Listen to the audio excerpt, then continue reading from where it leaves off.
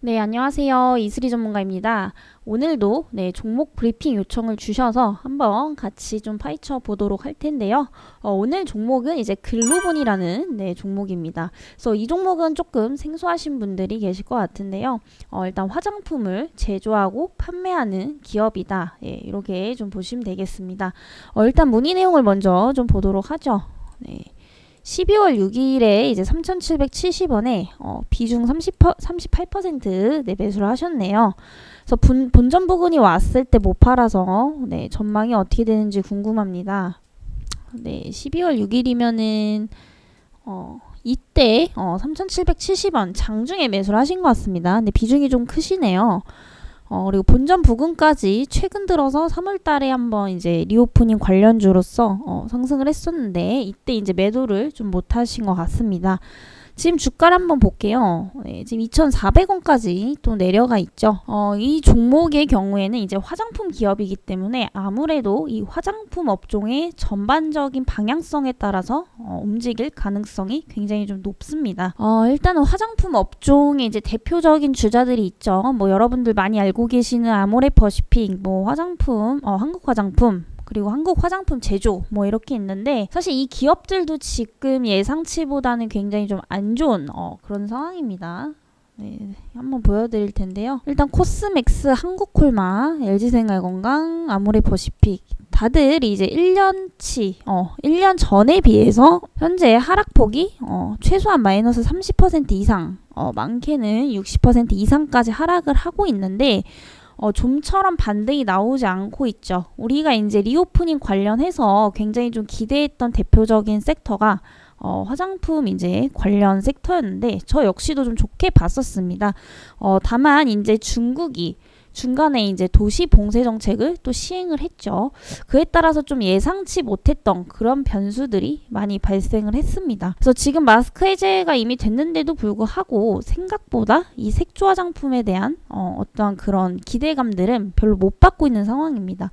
하지만 확실히 수요가 이전보다 증가를 했지만은 아무래도 지금 도시봉쇄 정책 때문에 굉장히 좀 소비 심리 자체가 좀 위축되어 있다라는 점, 그런 점들을 봤을 때는 쉽게 반등이 나오고 있지 않은 그런 상황들이죠. 그래도 좀 긍정적인 얘기를 해드리자면 6월 1일부터 또 이제 도시 봉쇄 정책을 또 푼다고 하죠. 그렇기 때문에 다시 한번 또 단기적인 어떤 기대감들이 쏠릴 수는 있다라고 좀 보고 있습니다. 왜냐하면 우리나라 기업들 같은 경우에 거의 반 이상이 매출의 50% 이상이 거의 이제 중국에 대한 수출 의존도가 굉장히 높습니다. 그렇기 때문에 현재 중국에서의 동향이 굉장히 중요하다라는 거죠. 하지만 또 한 가지 이제 문제점을 조금 말씀을 드리면 지금 중국이 기술 발전이 어마어마합니다. 예전에는 뭐 우리나라 한류 열풍에 따라서 일본 한국 화장품의 수요가 엄청났죠. 하지만 지금은 중국에서도 자체 개발을 잘 하고 있습니다. 그래서 뭐 거차후 열풍이 불고 있다 이런 얘기들이 많이 나오고 있는데 이게 결국에는 이제 국산 거 쓰자 이겁니다. 중국 내에서.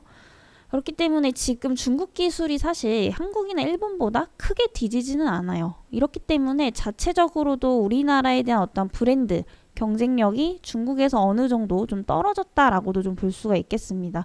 그래서 예전만큼 못하다라는 그런 평가들도 굉장히 많이 나오고 있기 때문에 제가 볼 때 화장품 업종이 장기적으로 우상향을 하기 위해서는 사실 리오프닝 관련에 대한 부분들은 좀 단기적이죠. 그래서 장기적인 우상향을 하기 위해서는 결국에 중국 의존도를 좀 줄여야 한다. 뭐 미국, 일본, 뭐 세계 각국 동남아도 있겠고요. 유럽지. 이 의존도를 중국을 줄이고 해외 각국으로 좀 넓혀 나가야지만 새로운 어떤 모멘텀이 좀 형성되지 않을까. 이런 판단이 좀 들고 있습니다. 그렇지만 아까도 말씀드렸지만 뭐 중국 도시봉쇄 정책이 좀 풀릴 것 같다라고 보기 때문에 그에 따른 단기적인 기대감은 여전히 좀 갖고 있다라는 점. 그래서 뭐 단기적 상승은 조만간 좀 나오지 않을까라는 좀 판단입니다. 그래서 결국에는 상승을 못했던 이유가 바로 이제 이런 것 때문이죠. 중국 경제 성장률이 작년 1분기에 비해서 거의 뭐 4배 가까이 다운이 됐습니다. 굉장히 좀 둔화 시점이고 이거는 어쩔 수 없는 것 같아요. 최대 무역 도시가 중국에서 상해입니다. 그죠? 근데 이 상해를 지금 막아버렸기 때문에 뭐 아무것도 할 수 없는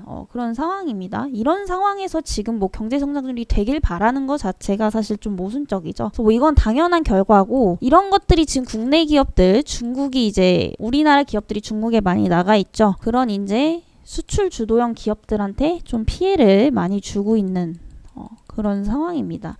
그래서 대표적인 게 사실 화장품이죠. 뭐 사실 의류 쪽 OEM 기업들도 굉장히 중국 쪽에 많이 나가 있지만 의존도가 높은 거는 명실상부 화장품 기업들이기 때문에 이런 이제 영향을 그대로 받고 있다. 이렇게 좀 보시면 될 것 같습니다. 그렇지만 장기적 우상향은 불확실. 장기적 우상향은 좀 불확실하지만 뭐 단기적 상승은 가능성이 있죠. 어찌됐든 3분기부터 중국도 본격적인 이제 엔데믹화가 되기 때문에 그에 따른 소비 심리 완화를 우리가 또 기대를 해볼 수가 있겠습니다.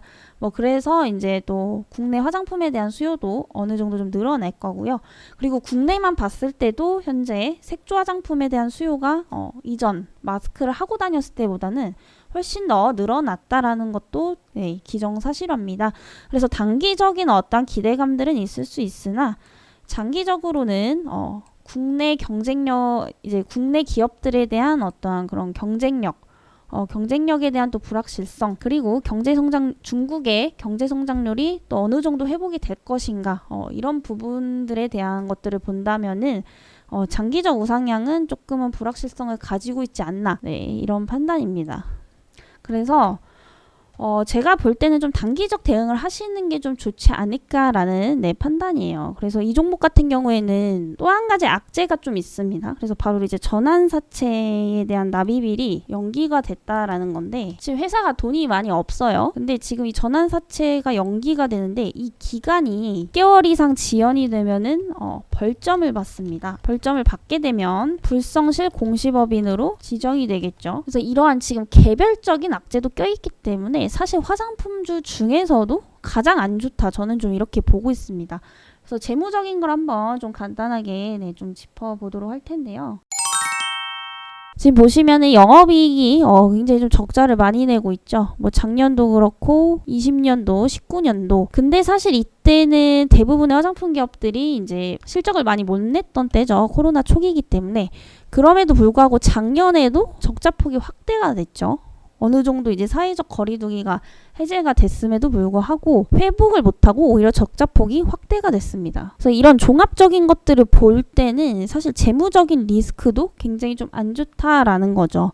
그리고 전환사채를 연기했다. 이 부분들도 충분히 좀 개별적인 악재로 작용할 수 있다라는 것. 이런 것들을 종합해 봤을 때 이 종목은 올해 가져갈 종목은 좀 아닌 것 같습니다. 그리고 올해도 한번 볼게요. 22년도 작년에 비해서 뭐 매출액은 늘었는데 영업이익이 결국엔 중요한 거죠. 뭐 당기순이익도 그렇고요. 매출액은 늘었는데 결국에 이제 회사에 남는 돈들은 오히려 적자폭이 확대가 되고 있는 그런 상황입니다. 그래서 뭐 화장품 업계에 대한 전반적인 불확실성도 있겠지만은 뭐 개별적인 악재들이 좀 겹쳤기 때문에 어떤 단기적인 대응을 좀 하시는 게 좋지 않을까. 이런 판단이고요. 제가 볼 때는 일단 전저점을 이탈하게 되면 이거는 완전히 이제 무너졌다고 보고 있습니다. 하지만 여기까지 사실 하락하기도 좀 어렵지 않을까. 이런 판단이고요. 뭐 반등이 나온다면 충분히 3,000선에서 3250선까지도 네, 충분히 나올 수 있지 않을까.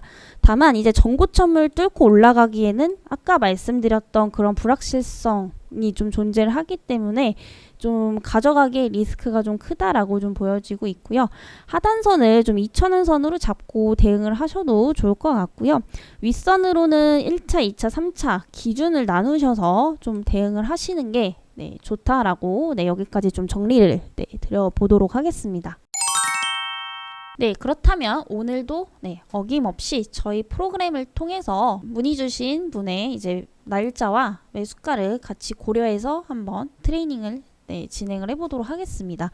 그래서 12월 6일에 매수를 하셨다라고 하셨죠. 그래서 요 부근쯤에 이제 아마도 매수가 들어가셨을 것 같습니다. 그래서 저희는 이제 뭐 전략대로 한번 진행을 해보도록 하겠고요.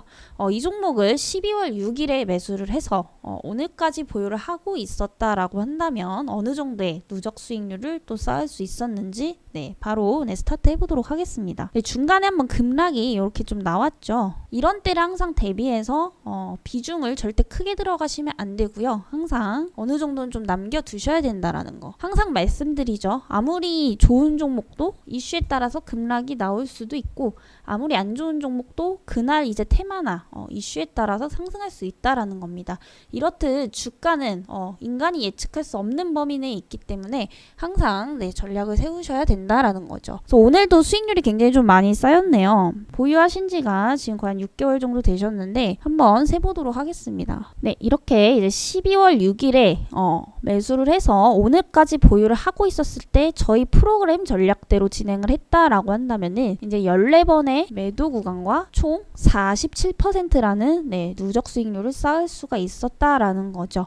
그래서 항상 누누이 말씀드리지만 급등 나올 때 수익 보셔야 되는 거고요. 하락할 때 항상 평단가를 낮추는 전략이 필요하다라는 것. 이거 꼭 숙지를 해주시면 네, 좋을 것 같습니다.